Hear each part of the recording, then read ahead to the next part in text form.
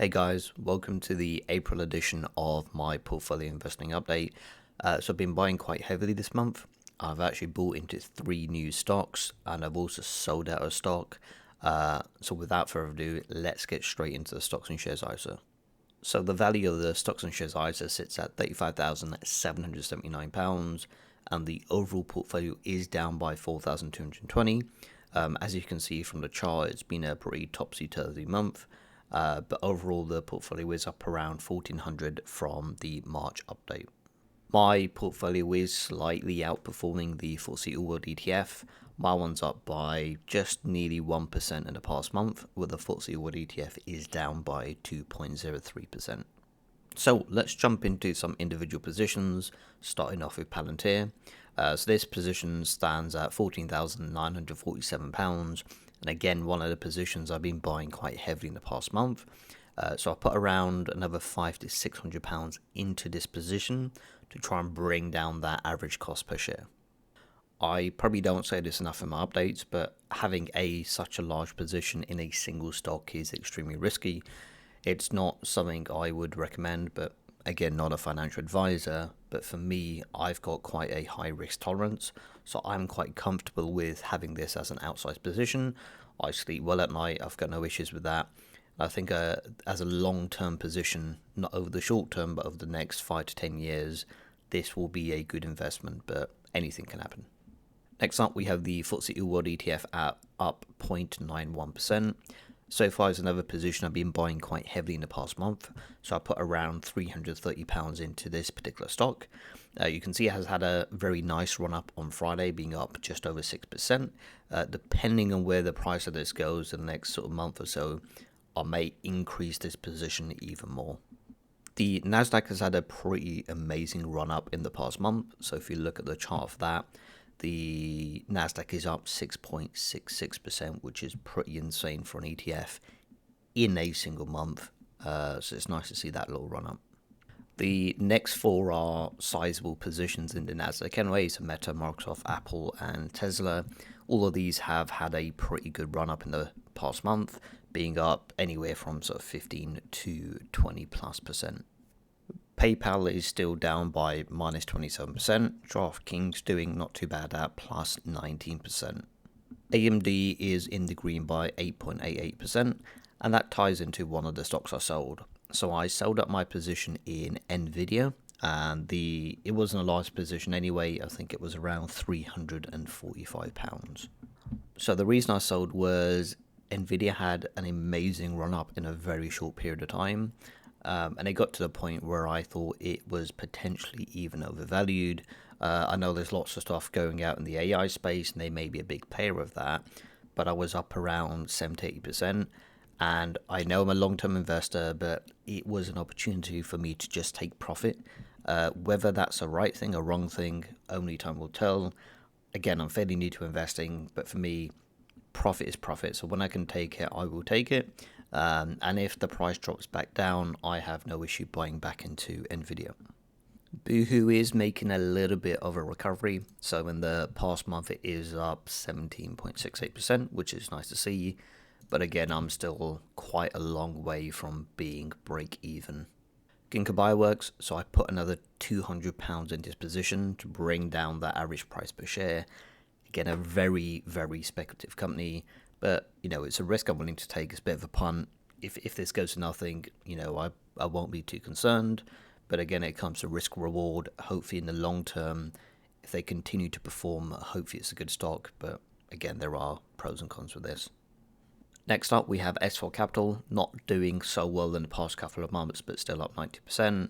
ChargePoint down 3%. Apple doing quite well, so that's up 11.49%. Intel's been doing pretty well as well, and I'm, got a better price for this in my GIA, which I'll touch on, but still down 19%.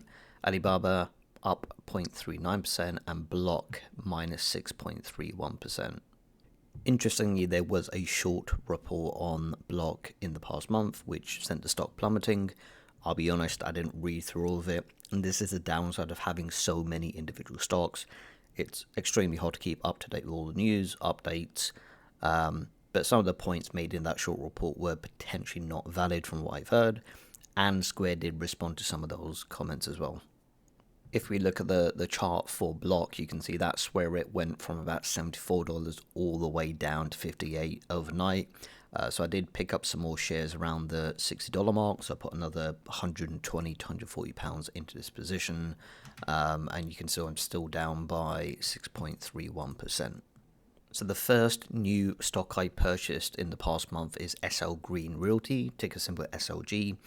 So this is a REIT that is focused on commercial property in Manhattan. You can argue this is a bit of a risky play. It is a small position, given a lot of people have been working from home, so the demand for commercial property is quite low. But if you look at the stock itself, I mean, it's taken an absolute dump. So it was trading around sort of $98 in 2020, and it's now trading all the way down around the sort of $20 to $23 mark. So I think a lot of this has been de-risked. I think there is probably still going to be a need for commercial property, especially in the Manhattan area. So it's one of the positions I've opened up. It's quite a small position. I'm already up 9.84%. Depending on the price, I may look to dollar cost average into this in the next coming year. The second new stock I've bought in the past month is the UK house builder Persimmon. So I've got about 6 shares of this. Again, it's an opening position. I've always wanted to have some house builders in this portfolio, but I've been waiting for the price to sort of drop down into more reasonable ranges. And we can see from the maximum chart of Persimmon, it's actually taken a bit of a dump similar to SOG, trading at the highs of around £30, and now trading in the sort of £12 range. And there is reason for that, because there is weakness in the UK house market. This company has slashed its dividend, had a very high dividend, but for me, I'm going in with the mentality of sort of buy low, sell high, rather than buy high, sell low. Again, opening position, potentially, even though it's down quite a lot, doesn't mean it can't go down a lot more. So that's why I haven't put a large amount straight away. Again, it's one of those ones I may dollar cost average in for the rest of the year, depending on how the housing market in particular is progressing. So that concludes the ISA update. The new financial year is just around the corner, so I can't wait for that because I can start putting some more cash into this portfolio. I did max it out because the limit is £20,000 per financial year. Moving over to the general investment account, the value of this portfolio sits at £11,516. Somehow it's in the green, so it is up by £216, probably mainly due to the meta position I've got in this portfolio. Comparing the GIA to the FTSE All-World ETF, it is vastly outperforming, so the GIA is up by 6.87% in the past month.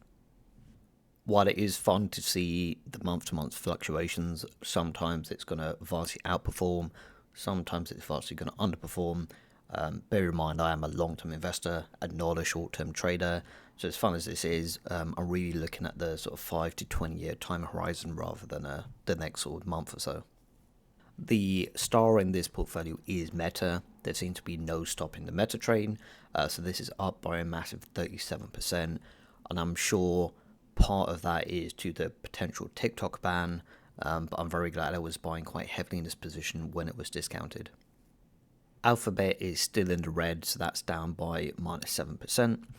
It will be interesting to see how Google adapts to the rise in popularity of ChatGPT. I know they released Bard, which is not a very sexy name, but I think Google in the long term will adapt. They are beasts in the AI space, so I don't think ChatGPT is going to have a huge impact on Google stock. That's why I've still been buying, but it will be interesting to see how that plays out in the next sort of 5 years. I've heavily increased my position at Amazon, so I put about £400 in the past month, and the reason for that is I think they were the most undervalued of all the big tech. So I was buying quite heavily, and now luckily that position's in the green by 1.86%. Microsoft in this portfolio is up by 10%, Intel down by 5%, Starbucks still doing well at plus 32%. My two speculation plays in this portfolio, not doing as well. So Oatly still down by minus 25%. And Neo is struggling to get back to anywhere near where I purchased it. So that's still down by minus 48%. With the SVB bank collapse, it's no surprise JP Morgan has taken a hit, but it's still luckily in the green by 9%. I'm not sure at this moment if I want to increase any of my banking positions. I think this will just draw more regulations to these banks, which may sort of decrease profits, which will affect the share price in the long term. So the last new position I bought in this portfolio is Rocket Lab USA, and it's no surprise it's a rocket launching company in the US. It has been battered in terms of its price in the past year. It is a bit of a speculation play similar to Neo and Oatly, but it's a small position and it's kind of a risk I'm willing to take given where I am in terms of my age and my risk appetite. So we'll see how this one progresses. Lastly, I want to touch on my Vanguard investment account. So I did put another £1,000 into this in the previous month. So the value of this sits at £9,627, and I am up by 2.9%. Given the new financial year is just around the corner, I will be investing most of my money in the free trade ISA. However, what I've done is set a reoccurring buy of £150 per month in the S&P 500 in this Vanguard account. And the reason for that is I do want index funds to be a very large proportion of my portfolio going forward, and you just can't go wrong with the S&P 500 in the long term. So that concludes the April portfolio update. Hopefully that's been interesting. Please like and subscribe, and I'll catch you in the next month's update.